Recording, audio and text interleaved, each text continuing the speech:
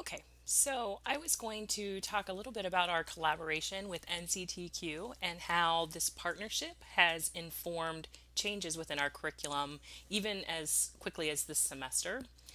I am Dr. Jennifer Rogalski. I am an assistant professor in the Educators College at Marian University, and I teach secondary and STEM education. So, in my general methods course for our secondary students, we have a field experience practicum where we send students out into the classroom in their content area, and then they all go out on their own individually to these classrooms. They make observations. They come back into our classroom when we during our course time, and we have open discussions about what we saw, what we liked, what we thought could have been done differently, and we do I want to say we kind of like just scratch the surface of actually critiquing and analyzing that course. So that is our current practice at this time, and I think that's probably pretty consistent with most teacher prep programs, from my experience anyway.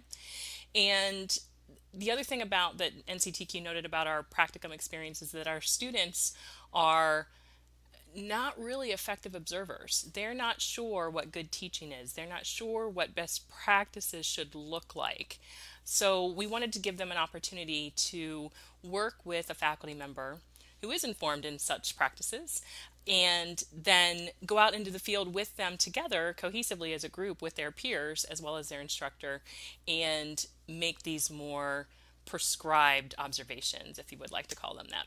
So as you can see on the screen, this is a template that was used that I now have incorporated into my methods course. This comes out of Eastern Carolina University, and it was highly recommended by NCTQ and they've published this instrument and some research on this instrument. So it's showed to be pretty effective or highly effective in focusing these observations.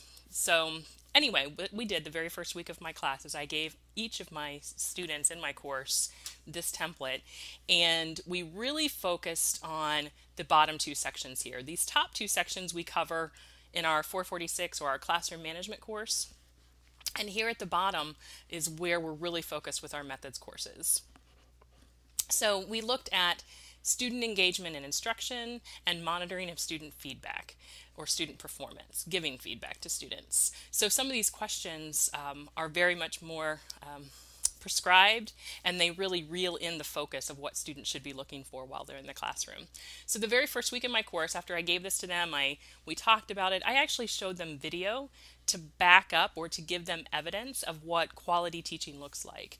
So were students attentive and on task throughout the lesson? And were students focused on what was to be learned? And again, I just showed a couple of videos. We talked about what on task looks like. Were students focused during the entire lesson? So this engagement piece we talked about in more detail. And then monitoring of student performance. Did the teacher monitor every student's performance? And I think this says, did the teacher monitor the performance of all students? And with the key word being all. Many times, and I've been guilty of this myself as an experienced teacher, I would blankly ask the class, does everybody have it? Give me a thumbs up or thumbs down.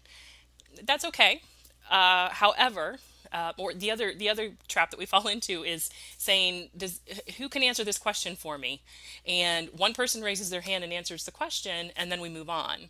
And that really tells us that student knows that information, but do all students? Again, the key word being all. So we're trying to teach our students to give formative feedback to all students, and with different strategies to do that and to hold everybody accountable for that information. And so that's the effective piece that we're looking for. So essentially then the first week we watched these videos, we talked about this instrument. The second, third, and fourth week we went out into a junior high classroom, 7th and 8th grade. It's a school that I've worked with for a couple of semesters. And they were very receptive. They provided us with lesson plans, which was phenomenal, worksheets that they were using or activities that they were using, and the teachers really sat and spoke with my students for a few minutes after the class session, which was really nice.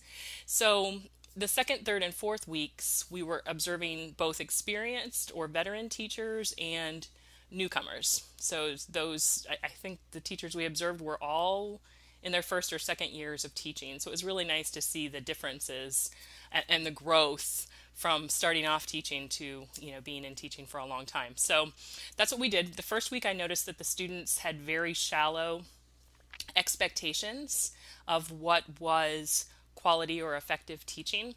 And so after we debriefed, we all watched the same class lesson. We sat through an entire period. Then we debriefed for a couple of minutes, literally, while the students were changing classes. And then we went into the second classroom and watched that entire lesson together. We spent an entire class period immediately following this debriefing on student engagement and student performance. So that is what we discussed. And I noticed that my students evolved throughout the process.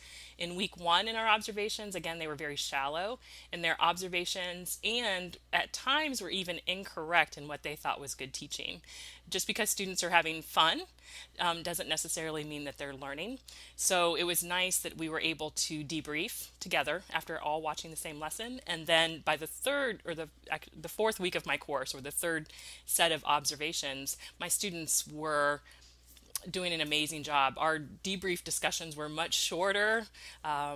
They were talking more than I was, so it was really neat to see that evolution. We will now go back into the classroom as we're doing this morning, as you're watching this video. We'll now go back into the classroom and we'll start learning specific key practices that I'll show you soon. Thank you.